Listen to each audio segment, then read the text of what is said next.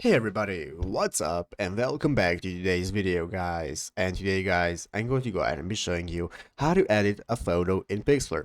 This is a very simple thing to do guys, so make sure to watch this quick and easy video till the very end and follow my steps correctly so you can make sure that this works the same for you and that you can do this yourself.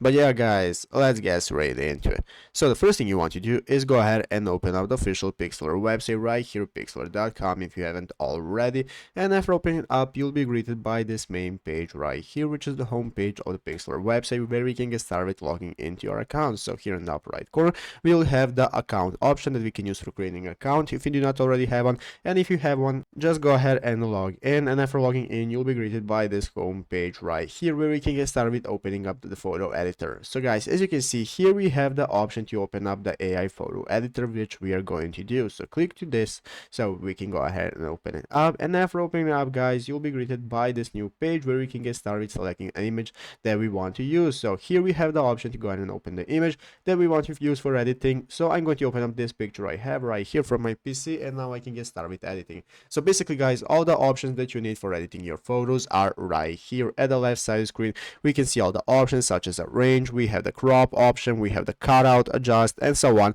and even the effect option. So here you can select whatever you want to add to your photo, so go ahead and play around with it till you get your desired effect, and after that you can just go ahead and click the save option right here. That's going to enable you to save your image to Pixlr, and now you can get started downloading it or doing whatever you might want.